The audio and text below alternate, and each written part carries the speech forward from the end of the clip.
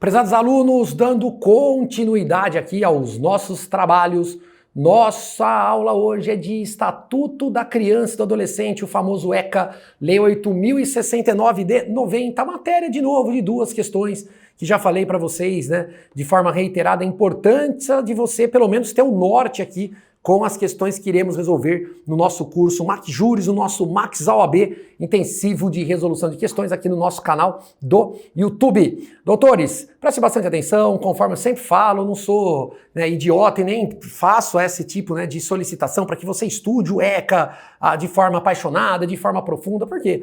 Porque de fato, nosso objetivo é que você chegue na segunda fase, então compensa muito mais você pegar a maior parte do seu tempo livre, tempo disponível e estudar as questões de maiores pesos, conforme a gente sempre orienta para aqueles que são alunos do nosso curso regular, sabe, a orientação daquilo que a gente joga, para que seja estudado. Mas eu tenho certeza que o ECA é uma questão muito fácil. Até mesmo porque se você entende um pouquinho a parte principiológica do ECA, uma delas a proteção integral, a prioridade absoluta de criança e adolescente, trazida pela nossa Constituição Federal ali, nos artigos 226 e 227 da nossa Constituição, a gente tem um capítulo ali destinado para crianças e adolescentes, assim como nos primeiros artigos do ECA você vê a reprodução da proteção integral, da prioridade absoluta, da condição peculiar em pessoa, como pessoa em desenvolvimento, da questão na hora do juiz decidir, de sempre buscar olhar o melhor interesse da criança e do adolescente. Doutores, é uma situação assim, eu sempre brinco, Você lê a questão,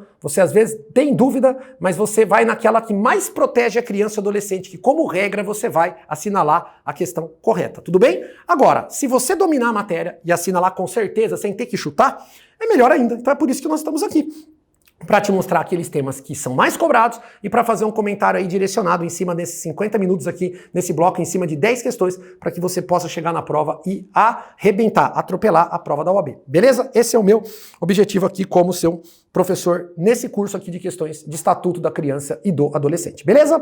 Vamos lá então. Primeira questão retirada do exame 9, turma. Essa questão aqui, salvo o melhor juízo, depois você procurar aí a questão original, Eu dei uma manipulada dela até para fins de ficar atualizada, perante as alterações que ocorreram no Estatuto da Criança e do Adolescente, após essa prova, tá? Então não assuste se você for comparar que em uma ou outra alternativa às vezes você vai encontrar, é porque o Estatuto da Criança e do Adolescente, ele tem uma tradição de mudança, turma, contínua, praticamente todos os anos a gente tem alguns artigos alterados dentro do ECA. Então, obviamente, para não perder a questão aqui no momento que a gente vai trabalhar, a gente acaba fazendo uma adaptação, até para que o aluno, na hora que for estudar em casa, ele já tenha uma questão de prova anterior, mas já atualizada sob os olhos, da atual legislação. Perfeito? Então vamos lá. Primeira questão aqui, acerca do estágio de convivência precedente à adoção. Vamos lá, turma. Acerca do estágio de convivência precedente à adoção. Se eu só aqui, eu passei um traço, ao invés de marcar o textinho aqui para Vossa Excelência. Então, acerca do estágio de convivência precedente à adoção, assinale a afirmativa correta. Gente, estágio de convivência, então. A adoção é uma das formas de colocação do menor, da criança e do adolescente em família substituta. Então nós temos, turma, dentro do ECA, 3 espécies de família. Eu tenho a família natural, certo? Que é aquela formada por papai e mamãe e filhinho, ou só pai e filho, mãe e filho, tá? Uma questão diferente daquelas classificações, que você tem lá no direito civil, no direito de família. Então, cuidado, isso aqui tá na letra da lei, tá dentro do Estatuto da Criança e do Adolescente. Então, a primeira família é a família natural, formada então por pai, mãe e filho, ou só pai e filho e só mãe e filho, certo? Observe, avô e neto não é família natural pro ECA, avô e neto, tio e sobrinho é família extensa. Família extensa é aquela formada por parentes próximos que mantém com o menor relação de afeto e de afinidade. Então, avô e neto, tio e sobrinho, primo e primo, certo? Isso é família extensa, tá? Agora, família substituta, esquece a questão civilista, aonde você tem entre papai e a mamãe eventual divórcio, a discussão da guarda, turma, que aliás, assim como no direito de família, o próprio ECA fala que numa situação aqui a regra é a guarda o quê? Compartilhada, tudo bem? Mas vem pra cá, turma. Aqui quando nós pensamos em família substituta, eu estou pensando uma família fora a família o quê, turma? Natural. Tudo bem? Pra gente entrar nessa questão aqui de família substituta. Então eu estou falando aqui, ó, GTA. Guarde, família substituta no ECA, GTA, guarda, tutela e adoção, certo? Guarda, tutela e adoção, certo? E a adoção, você sabe que depois que tiver o trânsito em julgado da sentença, veja, nós vamos ter uma situação que essa pessoa tá deixando, né, de ser, né, turma, um adotando e virando um filho de eventual casal ou de pessoa que está adotando essa criança ou esse adolescente. E a própria Constituição, lá nos artigos, né, senhores, 226 e 227, ela deixa claro que não há diferença entre o filho biológico e o filho adotivo. Então, obviamente, ali, né, vai passar a integrar uma família, o quê, turma? Depois que tiver, né, a decisão, vai passar a integrar a família daquele pai, daquela mãe que está efetuando ali a adoção daquele menor. Vai passar a ser uma família, o quê, turma? Natural. Então, a adoção, como regra, turma, ela é irrevogável. Certo? Não é como você querer desfazer um negócio jurídico quando você compra um cachorrinho no pet shop. Não é assim. A partir do momento que houve o trânsito em julgado da adoção, o menor virou filho dos adotantes ou do adotante, porque você pode adotar sozinho. Certo? Moral da história, turma. Um dos requisitos da adoção para evitar esse futuro arrependimento é o estágio de convivência. O estágio de convivência é um período durante o processo de adoção aonde o menor irá conviver com os adotantes ou com o adotante. Professor, por que você teve que adaptar essa questão? Gente, porque dentro da adoção nacional não havia prazo. Era somente dentro da adoção internacional que existia o prazo. Hoje mudou a regra. Hoje nós temos um prazo, doutores. Dentro da adoção nacional também. Assim como também nós temos prazo, continuamos tendo prazo dentro da adoção internacional, esse estágio de convivência, esse momento, né, que durante o processo se obriga a convivência entre adotantes, né, e adotandos, ou adotante e adotandos, ou adotante e adotando, para que saiba de fato, né, se aquilo é bom para todo mundo. Certo? Que não vá gerar um arrependimento para ninguém. Então, essa questão aqui tem que tomar cuidado. Porque dentro da adoção, doutores, dentro da adoção nacional, o prazo máximo, doutores, o prazo máximo é o quê? De 90 dias. Não tem prazo mínimo dentro da adoção nacional. Certo? Não tem prazo mínimo. O juiz pode até 90 dias obrigar esse estágio de convivência e pode prorrogar uma única vez. Agora, na adoção internacional, nós temos prazo mínimo e máximo. O mínimo é 30 dias, o máximo é 45 dias e pode ser pelo juiz dobrado esse prazo. Mínimo de 30, máximo de 45. Tudo bem, doutores? Lembrando que na adoção internacional, isso aqui também cai bastante na prova, o pessoal tem que fazer esse estágio de convivência dentro do Brasil. Então, pessoa que quer uma adoção internacional, quer adotar uma criança ou adolescente aqui, ó, que tem domicílio no Brasil, veja, tem que tirar esse períodozinho aí para ficar aqui dentro do Brasil, que no mínimo 30, no máximo 45 dias é obrigatório, não pode ser dispensado na adoção internacional. Na adoção nacional, nós temos uma situação excepcional que pode o juiz dispensar quando for eventual adoção por guardião legal ou tutor, conforme a gente vai ver aqui durante as questões. Tudo bem? Então, vamos lá comigo para entender. Ó. O período de estágio de convivência será fixado pela autoridade judiciária. Até aqui tá certo. Beleza? Sendo dispensado na hipótese de o adotando encontrar-se sobre a tutela, começou bem, exceção, pode dispensar. Se quem for adotar for o tutor. Guardião legal, também, exceção. Ou de fato, não, guardião de fato tá errado, olha o erro aqui, ó, guardião de fato. Tiago, por que guardião de fato tá errado? Gente, o que é guardião de fato? Guardião de fato difere do guardião legal porque não tem reconhecimento do judiciário. Você quer ver? Eu cuidei do cameraman aqui, que foi abandonado pela mãe dele durante um período da vida quando ele era criança ou adolescente. Mas eu nunca bati na porta do juiz da infância. Eu era o guardião dele? Ou seja, eu sustentava ele, eu educava ele? Sim. Mas cadê o reconhecimento judicial? Não tinha. Então eu era um guardião do quê? De fato. Tá vendo? E como é que o juiz vai saber que ele já tá morando comigo, que ele já convive comigo, se não tem reconhecimento jurídico? Agora, o guardião legal é diferente. O dia que ele foi abandonado, eu bati na porta do juiz da infância e pedi a guarda legal, tá vendo? Então o juiz sabe. Se eu já tô há 5 anos morando com ele e agora eu quero adotá-lo, por que o juiz vai colocar um prazo de estágio de convivência? Se ele já tá morando na minha casa. Entendeu? a questão? Então é por isso que a letra A está errada, porque fala que o estágio de convivência é obrigatório. Agora, posso dispensar quando houver a situação da tutela ou da guarda legal, ou seja, quem quer adotar ser o tutor ou o guardião legal? Posso, agora e o guardião de fato? Não. Faz sentido? Então, A está errada. B. A finalidade do estágio de convivência é permitir a avaliação da conveniência da constituição do vínculo familiar entre adotante e adotado. Começamos bem. Razão pela qual pode ser dispensado se cumulativamente o adotando já encontrar-se sobre a tutela, a guarda legal ou de fato. Parou. Guarda de fato, não. De novo o erro da guarda de fato. Tá vendo que legal? Quando você sabe, você vai eliminando as erradas fácil. Vamos lá. Letra C. O período do estágio de convivência será fixado pelo juiz, beleza? Em observância às peculiaridades do caso. Muito bem. Não podendo este ser inferior a 90 dias para os casos de adoção internacional e 30 dias para o caso de adoção nacional, salvo a hipótese de convivência prévia em decorrência de tutela, guarda legal de fato. Bom, só de colocar aqui guarda de fato, você já sabe que a C está errada, mas aqui a C também está errada pelos prazos. Ó, não podendo este ser inferior, turma, a 60 dias para adoção internacional, não, turma. É 45 dias. É no mínimo 30, no máximo 45. Então não pode ser inferior a 45 dias. E de 30 dias para adoção nacional, não. Adoção nacional, 90. Ficou claro? Então, tá errado a letra B. Beleza? Vamos lá. Letra D de dado. Sobrou, né? O período de estágio de convivência prévio à adoção internacional será cumprido no Brasil e terá prazo mínimo de 30 dias e prazo máximo de 45 dias. Começamos bem, ó. Ao passo que para adoção nacional inexiste prazo mínimo, ou seja, não tem prazo mínimo. Só tendo prazo máximo de 90 dias. Legal. Podendo, inclusive, ser dispensado na hipótese de prévia convivência familiar, em decorrência de guarda, olha lá, ó, legal ou da tutela.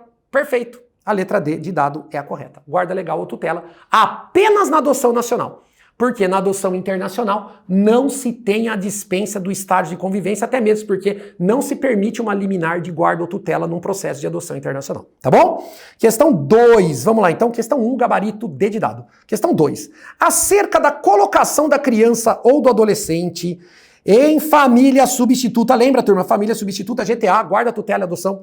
Na modalidade de adoção, mais uma pergunta do tema que mais cai no ECA, a adoção. Assinale a afirmativa correta. Vem comigo então, assinale a correta comigo. Sobre a adoção. Vamos lá. Letra A. A adoção extingue os vínculos pretéritos entre o adotado e a família anterior. Começamos bem. Extingue. Porém, excepcionalmente, no caso de falecimento dos adotantes, o poder familiar dos pais naturais poderá ser restabelecido se atender ao melhor interesse do menor. Gente, não é assim. Errado. Gente, não é assim. Explica, professor, explica. Ó, eu adotei o Marcos, certo? Mas os pais dele ainda estão vivos. A partir do momento que transitou em julgado o processo de adoção, o Marcos é meu filho. Eu agora tenho poder familiar. Se eu morrer, pergunta, o Marcos, ele volta a ser filho dos pais biológicos? Não, ele é órfão. Porque houve transmissão patrimonial. Ele virou meu herdeiro. Ele virou meu filho. Faz sentido? Então, se os pais biológicos descobrirem que o Marcos, que é criança, que é adolescente, está órfão porque aqueles que eles anuíram dentro de um procedimento de adoção veio a óbito, quiserem o Marcos de volta, eles vão ter que passar por um processo do quê? De adoção. Faz sentido? Então, a letra A tá o quê, turma? Errada. Letra B. A adoção produz os seus efeitos a partir do trânsito em julgado da sentença declaratória do estado de filiação. Porém, se o adotante vier a falecer no curso do procedimento, os efeitos retroagirão à data do óbito. Professor, essa tá certa. Gente do céu, excelente pergunta essa. Galera, o erro tá onde eu grifei. A sentença de adoção, ela não é declaratória, ela é constitutiva. E é por isso que o efeito dela é ex nunc. Gente, ela não retroage, regra. Quando transita em julgado a sentença de adoção, no meu exemplo, o Marcos virou meu filho. Mas é a partir do trânsito em julgado. aonde eu vou lá com mandado e vou fazer a retificação do registro civil. Vou incluir lá o sobrenome, posso mudar o nome dele. Vou incluir lá na filiação eu como pai, eventualmente se eu adotei com alguém, a pessoa como mãe, certo? Ou também como pai pela possibilidade, né, de adoção por casais homoafetivos. Isso não é mais vedado a partir do momento que a própria Constituição, né, senhores, reconhece a possibilidade, né? Moral da história. Venha comigo. Questão muito simples. Professor, como assim questão muito simples? Muito simples, gente. Se ele é meu filho, a partir do momento que transita em julgado, é uma questão não de declaração, é uma questão de constituição. É a partir daquele momento que ele é meu filho. E não vai retroagir. Então o efeito é ex nunc. Não retroage. Ó. N de não retroage. É dali pra frente. Agora, aqui a A tá errada, mas o final da A, que eu vou grifar de vermelho, ó. Se o adotante vier a falecer no curso do procedimento, os efeitos vão retroagir a data do óbito. Aqui tá certo, cuidado. Isso aqui é que a gente chama de adoção póstuma, isso aqui cai bastante também.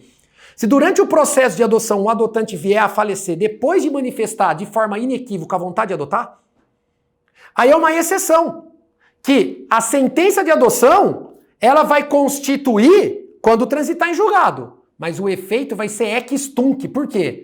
Porque para ele ser meu herdeiro, respeitando o princípio do droit de desaicine, do direito de família, direito sucessório, melhor dizendo, né? Código Civil, qual que é o momento que tem a transmissão dos bens? Não é o momento da morte? Então, retroage a data do óbito no caso de adoção pós-morte.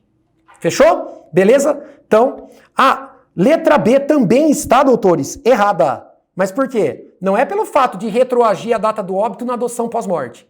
É pelo fato que a sentença de adoção não é declaratória, ela é constitutiva. Certo? Quando é que o adotando vira filho? No trânsito em julgado. C de casa. A adoção depende do consentimento do adotando, começamos bem. Se maior de 12 anos de idade, é requisito da adoção. E dos pais do adotando, ou do representante legal deste, ou do guardião, ou de fato. Guardião legal ou de fato. Na falta dos primeiros. Gente, ó, guardião de fato? Não. Não. Então quem é que tem que consentir? Se ainda tiver o poder familiar, os pais biológicos. Agora, o guardião de fato não pode consentir. Vai ter que ter uma ação de destituição do poder familiar. Certo? Que só pai tem para com filho. O guardião não tem poder familiar.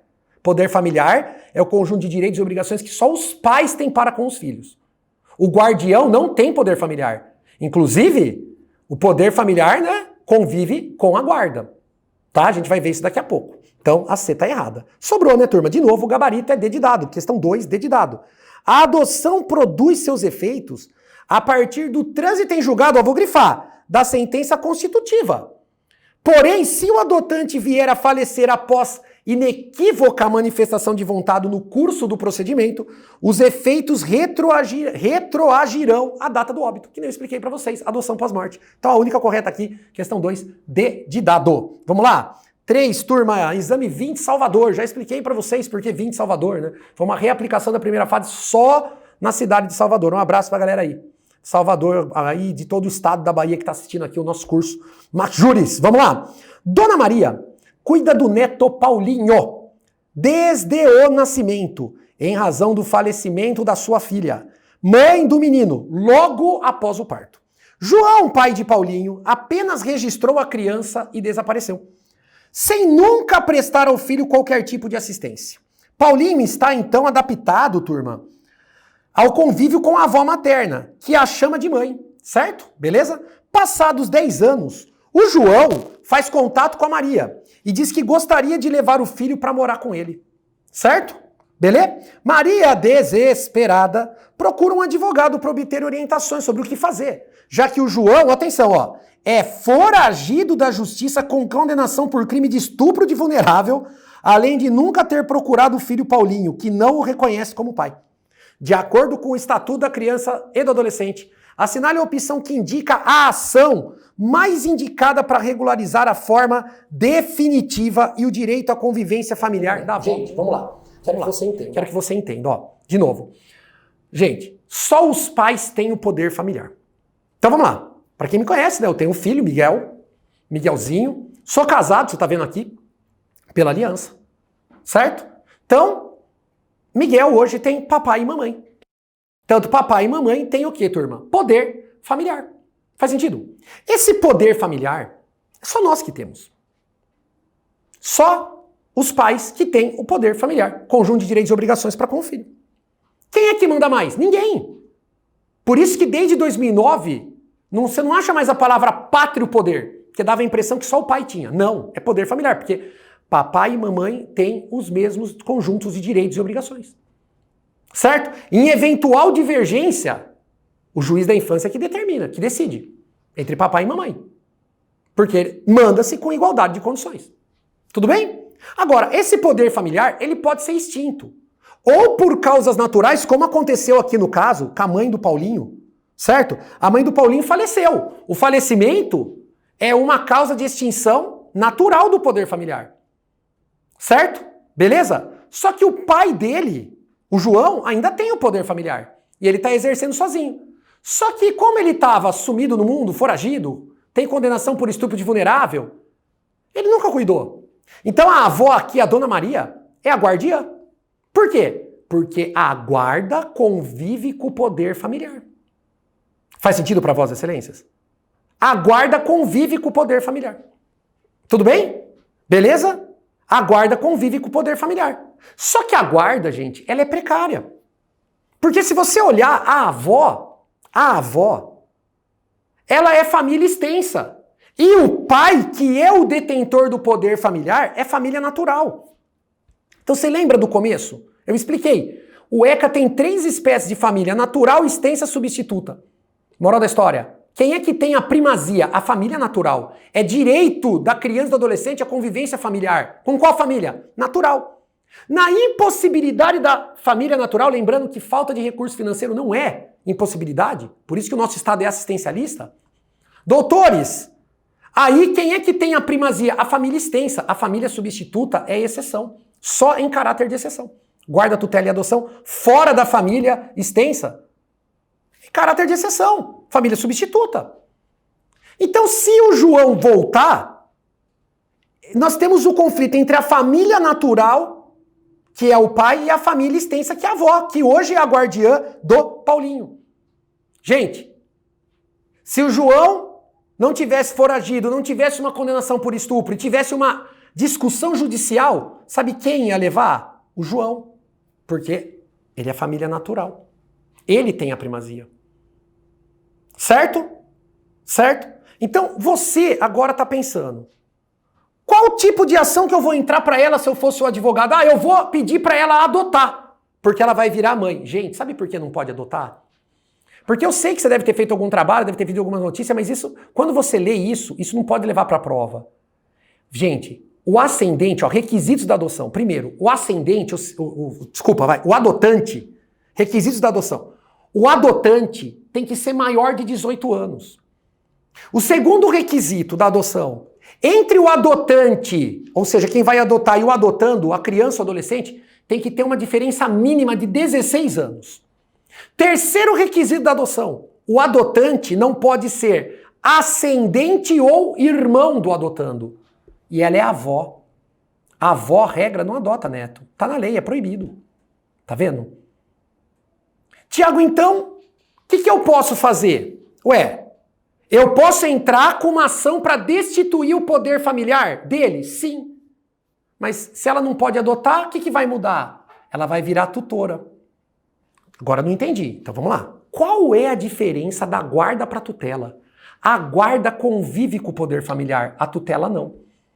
A tutela também é precária, ela também pode ser modificada, mas é mais difícil modificar a tutela do que modificar uma guarda. Tiago, então deixa eu entender. Por que a avó ainda é guardiã? Porque o João tem o poder familiar. Por que eu não posso entrar com uma destituição do poder familiar dele com adoção? Porque ascendente regra não adota. Então, se eu tirar o poder familiar do João e a mãe já tinha extinguido o poder familiar naturalmente, e eu estou tirando a dele por uma ação judicial, ação de destituição de poder familiar, o que ela vai ser? Ela vai ser agora a tutora. É isso que você tem que fazer. Vamos lá? Letra A. Você tem que entrar com uma ação de destituição do poder familiar acumulada com adoção. Gente, não pode. Regra, ascendente não adota. nem ascendente, nem irmão, tá? Tá no ECA. B, destituição do poder familiar cumulada com tutela. Essa é a certa. Destituição do poder familiar cumulada com tutela. Tá bom, gente? B de bola, gabarito. 3, B de bola. A C fala, destituição do poder familiar cumulada com guarda tá errado, porque se a mãe já não tinha o poder e o pai perdeu, quem receber agora não é mais guardião, agora é tutor. Essa é a diferença da guarda para tutela, tá? E a letra D fala, suspender o poder familiar cumulado com guarda. Gente, suspender o poder familiar dele cumulado com guarda não resolve o problema dela. Por quê? Porque a guarda é precária. Faz sentido para vossas excelências? Então, a qualquer momento pode ser modificado aí, se ele, né, fizer a prova, né, durante o procedimento. Então, é mais difícil recuperar o poder familiar para depois tentar vir exercer aqui o poder familiar de novo do que uma situação dessa aqui de só suspender. Muito mais fácil para quebrar, tá? Então, a melhor saída ali, B de bola. Questão 4, exame 21. Marcelo e Maria são casados há 10 anos. Ó que legal. O casal possui a guarda judicial da Ana, que agora tem 3 anos de idade, desde o seu nascimento. Que massa, turma, olha que legal. A mãe da infante, irmã de Maria, é usada, então a mãe da criança, né, que é a irmã da Maria, é usuária de crack e soro positiva. Que tragédia, hein? Ana reconhece o casal como seus pais, certo? Passados 2 anos, Ana fica órfã. O casal se divorcia e a criança continua residindo com a Maria. Sobre a possibilidade de adoção de Ana por Marcelo e Maria em conjunto, vamos lá, em conjunto, ainda que divorciados, assinale a alternativa correta. Gente, isso aqui cai bastante na prova. Então, ó, quando a gente for adotar, eu já expliquei pra vocês, você pode adotar sozinho ou você pode adotar em conjunto. O que é adoção em conjunto no ECA? Adoção em conjunto é por pessoas casadas ou que vivam em união estável. Tudo bem? Agora, Tiago, se no meio do processo de adoção o casal decide se divorciar, pergunta, regra, extingue o processo de adoção conjunta? Extingue. Certo? Extingue o processo de adoção conjunta. Agora, tem exceção? Pode continuar ainda com o divórcio, ainda com o rompimento da união estável, podemos continuar com o processo de adoção conjunta? Sim, doutores. Desde que tenha acordo em relação à guarda e à visita do menor, certo? Desde que já tenha iniciado o estágio de convivência, e eles cuidam da menina desde os 3 anos, né? Certo? Beleza? Ou desde que nasceu, né? Certo? Desde o seu nascimento, ela já tem 3 anos. Beleza? E desde que o adotante que não for ter a guarda, se a guarda for unilateral, não for compartilhada, comprove relação de afeto e afinidade com o menor. Então, ainda que divorciados, pode continuar o processo de adoção conjunta? Pode. Então vamos lá comigo, ó. Apenas a Maria pode adotá-la porque é parente. É claro que está errada. O casal poderá adotá-la desde que acorde em relação à guarda, unipessoal ou compartilhada, e a visitação de Ana. Perfeito. Porque estágio de convivência ele já tem.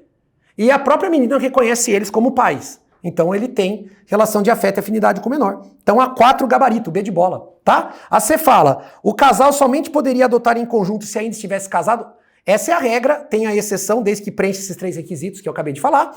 E a letra D fala, o casal deverá se inscrever previamente no cadastro de pessoas interessadas na adoção. Não, né, gente? Veja, quando é que você fura a fila? Quando é que você tem preferência sobre a fila de adoção? Exatamente quando você é guardião ou tutor, certo? De criança maior de 3 anos ou adolescente.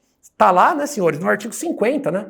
Se você pegar lá no artigo 50, você vai encontrar ali as exceções, né, turma, de quando você pode furar a fila de adoção, e aqui é uma delas, a adoção do guardião ou do tutor, né, turma? Adoção, além de tudo, a Ana é família extensa, né, também é uma outra situação de furar a fila, né, porque ela era a tia da menor, mas, além de tudo, eles eram, né, guardiões e a criança já era maior de 3 anos, tá bom? Vamos lá. Questão 5, retirada do exame 24. Os irmãos órfãos, João, 8 anos de idade, então criança, menor de 12 anos é criança, tá lá no artigo 2º do ECA. Caio, com 5 anos de idade, também criança. Eles crescem juntos em entidade de acolhimento institucional. Acolhimento institucional, para quem não sabe, doutores, joga aqui para mim, câmera. Acolhimento institucional, para quem não sabe, né, é aquela situação, né, que você antigamente falava de abrigo, de orfanato, mas na lei a gente fala de acolhimento institucional, tá bom? Volta lá. Estão aguardando colocação em família substituta. Então eles estão aguardando família substituta, guarda, tutela e adoção fora da família natural, fora da família extensa, tá? Não existem pretendentes domiciliados no Brasil interessados na adoção dos irmãos de forma conjunta, apenas separados. Existem famílias estrangeiras com interesse na adoção de crianças com o perfil dos irmãos e uma família de brasileiros domiciliados na Itália, sendo esta a última inscrita no cadastro, ou seja, é requisito da adoção regra estar na fila de adoção e a família brasileira é a última que está no cadastro. Considerando o direito à convivência familiar e comunitária de toda criança e de todo adolescente, assinale a opção que apresenta a solução que atenda os interesses dos irmãos. Gente, então vamos lá. O que vocês têm que entender aqui? Vocês têm que entender que o grupo de irmãos, na hora de colocar em família substituta, vamos lá, se possível, a regra é, se possível, vão ser colocadas na mesma família substituta. Mas, se possível, se não for possível, separa. E a prova está falando o seguinte, eles são irmãos. Dentro do Brasil, não tem nenhuma família que queira adotar os dois juntos. Só que fora do Brasil, existem casais interessados em adotar os dois, o grupinho de irmãos. Certo? Mas são casais estrangeiros. Só que lá na Itália mora um casal brasileiro que também quer adotar os dois irmãos. Perfeito? Só que na fila, esse casal brasileiro tá para fora. A prova quer saber. Segundo o ECA, a adoção aqui vai ser nacional ou internacional? E quem vai adotar? O brasileiro ou o estrangeiro? Gente, então vamos lá. Primeira coisa, adoção internacional não é a feita por estrangeiro. A adoção internacional é aquela feita por pessoas que moram fora do Brasil. Então atenção. Vamos lá. Juan, argentino, mora em Goiânia. Se ele quiser adotar, a adoção dele é nacional. Porque ele mora em Goiânia. Não é a nacionalidade, é o domicílio. O critério é territorial. Então, se o Tiago Pérez, brasileiro, mora na Itália e quer adotar uma criança do Brasil, a minha adoção, ainda que eu seja brasileiro, é internacional. Porque o que vale não é a nacionalidade de quem adota, e sim é o local do domicílio, o critério territorial. Ficou claro para vocês? A adoção internacional, ela é, turma, excepcional. Ela só pode ser deferida na possibilidade da adoção nacional. Então aqui, o grupo de irmãos, se possível, fica junto. Como nenhum casal que mora no Brasil quer adotar, a adoção agora vai ser internacional. Certo? Mas e agora, professor? Quem é que tem primazia? O casal brasileiro. Então aqui, quem vai adotar? É o casal brasileiro que mora estou vendo aqui na questão, na Itália, certo? E por que eles vão passar na frente? Porque eles são brasileiros. Mas a adoção deles é internacional. Tá? Então, adoção nacional pela família brasileira? Não. Adoção internacional pela família estrangeira? Não. Adoção nacional por famílias brasileiras, ainda que separados? Não. Os irmãos, né? Não. Sobrou, né? Gabarito, 5D de dado. Adoção internacional pela família brasileira que é domiciliada na Itália. Então, adoção internacional pela família brasileira que é domiciliada na Itália é a resposta correta. 5, letra D de dado. Vamos lá? Questão 6, exame 9. Juliana, 17 anos, estudante. 17 anos, turma, ela ainda é menor, ela é adolescente. Em comemoração na sua recente aprovação no vestibular de uma renomada universidade, saiu em viagem com Gustavo, seu namorado de 25 anos, funcionário público federal. Acerca das possíveis intercorrências ao longo da viagem, é correto afirmar que, gente, eu quero deixar claro, isso aqui foi alterado recentemente, isso aqui é uma questão já de normas de prevenção do ECA, tá mais ou menos ali entre o artigo 70, certo? Normas de prevenção. Ela, a Juliana, sendo adolescente maior de 16 anos, certo? Maior de 16 anos, ela viaja livremente em todo o território nacional, sem autorização de ninguém. Então cuidado, alterou, hein? Antes era qualquer adolescente. Então a partir dos 12 anos, maior ou igual a 12, já podia viajar no Brasil livre, leve e solto. Agora não é mais assim. O livre, leve e solto é só adolescente maior ou igual a 16 anos. Então se você já é maior de 16 anos, ela já tem 17, ela viaja livremente. Só que você não pode confundir o direito de viagem livre para o adolescente maior de 16 anos em todo o território nacional com o direito de hospedar. A hospedagem do menor, seja criança ou adolescente, em hotel, motel e congêneres, é só quando estiver acompanhado de pai, mãe ou responsável legal, ou quando estiver autorizado por escrito, por pai, mãe ou representante legal. Representante legal, guardião, tutor. Certo? Então ela pode viajar com o namoradão? Pode. Mas pode se hospedar se não tiver autorização dos pais? Não. Ah, mas ele se responsabiliza por ela, mas ele não é o pai dela. Ele não é a mãe dela. Certo? Ele não é o representante legal, doutores. Faz sentido? Então cuidado com essa questão. Já vi muito aluno falar, professor, não entendo essa questão. Presta atenção, é diferente viajar e hospedar. Tá? Então, letra A. Juliana, por ser adolescente, independentemente de estar na companhia do Gustavo, maior de idade, não poderá se hospedar livremente no local por eles escolhido, sem portar expressa autorização de seus pais ou responsável. Ah, tá certo, gabarito. 6, letra A de amor. Tá? A B fala, Juliana, em companhia de Gustavo, poderá ingressar em badalado bar do local, onde é realizado um show de música ao vivo no primeiro piso e um salão de jogos de bilhar no segundo. Não pode, o ECA proíbe, onde tem jogo, presença de criança e adolescente. Certo? C. Juliana, por ser adolescente e estar em companhia de Gustavo, maior de idade, poderá se hospedar no local livremente por eles escolhidos, independentemente de ter autorização dos pais. Não, ela pode viajar sem autorização dos pais, dentro do território nacional. Mas não pode confundir viagem com hospedagem, tá? Letra D. Juliana poderá se hospedar em hotel, motel, pensão, estabelecimento congênere, assim como pode ingressar em local em que explore jogos de bilhar, se portar expressa autorização dos seus pais ou responsável. Questão do jogo não, turma. Não pode, tá? Questão do jogo não. Olha que interessante, né? Muitos de vocês, né? Eu mesmo no interior de São Paulo, né? Uma coisa mais normal do mundo é a galerinha ali que começa a fazer cursinho para vestibular no terceiro colegial, mas ainda sendo adolescente, né? Frequentar esses locais onde se joga, né? Um bilharzinho ali, né? Tomar cuidado, porque isso é errado aos olhos do Estatuto da Criança e do Adolescente. Beleza? Tranquilo? Questão de número 7 agora, exame 28. Certo? Bruno, com quase 12 anos de idade, então ele é criança, menor de 12 é criança, tá? Morador de Niterói, na região metropolitana do Rio, foi aprovado em um processo de seleção de jogadores de futebol para a categoria de base de um grande clube sediado no Rio de Janeiro, capital. Cidade, atenção, ó, contígua à da sua residência. Os treinamentos na nova equipe implicam deslocamento de Niterói ao Rio de Janeiro todos os dias ida e volta. Ocorre que os pais do Bruno trabalham em horário integral e não poderão acompanhá-los. Os pais, buscando orientação, consultam você como advogado sobre qual seria a solução jurídica para que o Bruno frequentasse os treinos desacompanhado, ok? Assinale a opção que apresenta a orientação. Gente, vamos lá então. Ó, dentro do Brasil, regra agora vale para criança e para adolescente menor de 16 anos, certo? Beleza? Então, criança e adolescente não viaja desacompanhado sem autorização judicial. Tudo bem? Dentro do Brasil, criança é menor de 12 e adolescente menor de 16 não viaja desacompanhado sem autorização judicial. Só se abrir aí, salvo o melhor juízo, o artigo 81 do ECA. Essa autorização judicial pode ter validade por até 2 anos. Certo?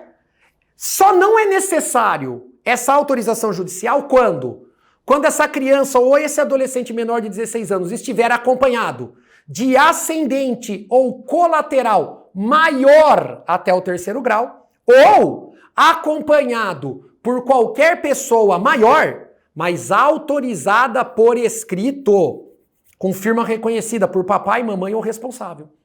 Tudo bem? Beleza? Agora, ela pode viajar sem autorização judicial e desacompanhada, quando? Quando for comarca contígua, mesma região metropolitana, desde que seja dentro do mesmo estado da federação. Ficou claro? Ficou claro? Então, se for aquela questão muito comum em cidades, né, regiões metropolitanas, que nem aqui onde nós estamos gravando, Goiânia e Aparecida de Goiânia. A criança mora em Aparecida de Goiânia, mas ela vem de ônibus urbano, sozinha, para estudar em Goiânia. Gente, pode por quê? São cidades vizinhas dentro do mesmo estado. Agora, se fosse divisa com outro estado da federação, e ela estudasse no outro estado, ela não poderia viajar desacompanhada, né, muito menos sem autorização aí ou judicial ou, né, dos pais, ou acompanhada naquelas situações ali que eu expliquei para Vozes Excelências. Certo? Mas aqui, ele é criança? É. Mas olha só, Rio de Janeiro, Niterói, cidades vizinhas dentro do mesmo estado. Então ela pode, sem autorização, desacompanhada? Pode. Vamos lá. Bruno vai precisar de um alvará judicial, que pode ter a validade por até 2 anos. Errado. Bruno pode simplesmente ir aos treinos sozinho, não sendo necessário qualquer autorização do juiz para tanto. Muito bem. A B de bola é o correto. Gabarito 7, B de bola. A 8. Não é possível a frequência, aliás, a C, né? Não é possível a frequência aos treinos desacompanhado, pois o adolescente não poderá se deslocar entre comarcas sem a companhia de, ao menos, né, um dos pais ou dos responsáveis. Errado, que ele nem adolescente ainda é, ele ainda é criança, né? E tá errado porque é a exceção. Bruno pode ir aos treinos desacompanhado dos pais, mas será necessário obter autorização judicial. Errado. Vamos lá. 8, exame 6. Considerando os princípios norteadores do ECA, a prática de atos infracionais fica sujeita a medidas que têm objetivos socioeducativos. Nesse sentido, é correto afirmar que... Gente, vamos lá. Ato infracional é o crime ou a contravenção penal praticado por criança ou adolescente. Só que aqui tem um pegadinha. Ó, adolescente que comete ato infracional, ele vai ser punido com medida socioeducativa ou medida de proteção. Tá lá no artigo 112 do ECA.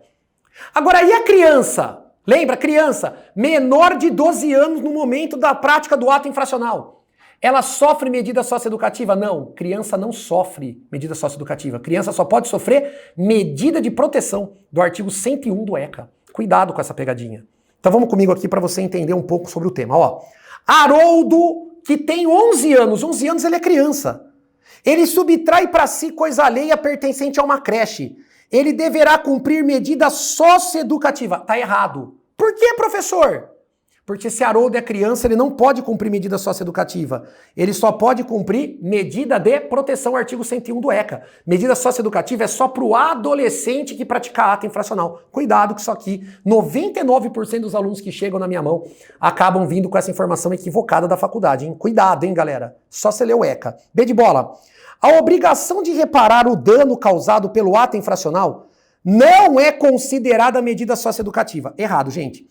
Artigo 112 do ECA. Quais são as medidas socioeducativas? Eu tenho, então, a advertência, eu tenho a reparação do dano, a prestação de serviço à comunidade, a liberdade assistida, a semiliberdade e a internação. E ali também, né, a possibilidade de aplicar ao adolescente infrator as medidas de proteção do artigo 101. Tá bom? Então, reparação do dano é medida socioeducativa? É, então a B tá errada. Vamos lá. Letra C.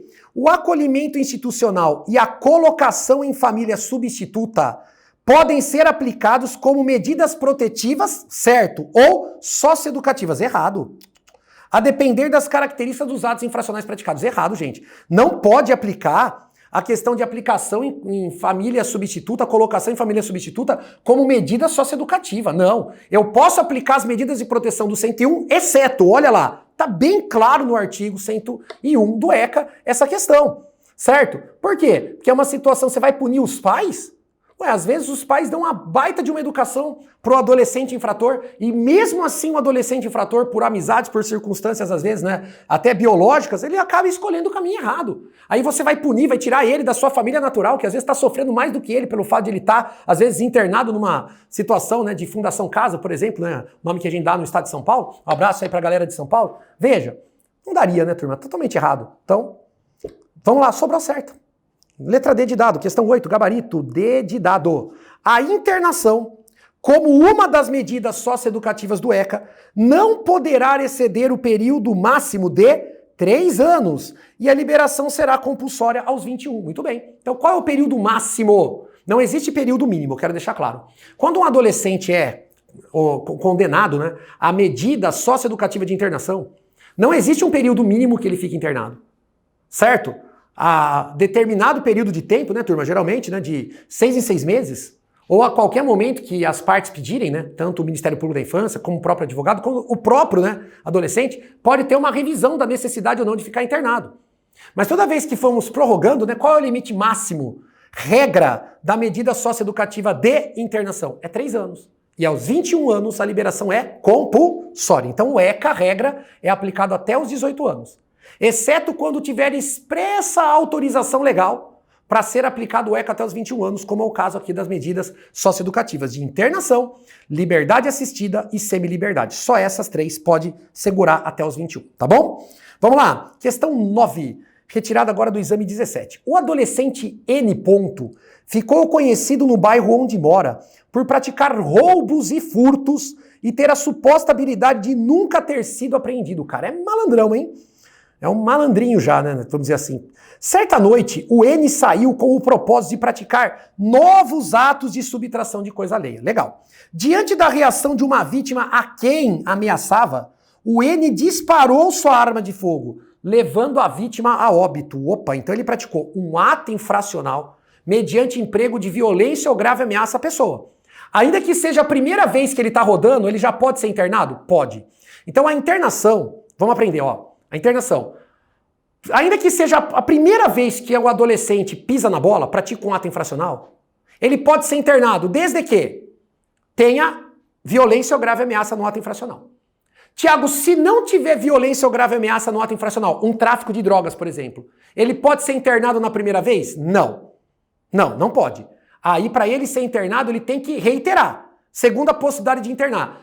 Prática de ato infracional grave de forma reiterada. Reiterada tem que ser mais de uma vez, tem que ter uma segunda, certo?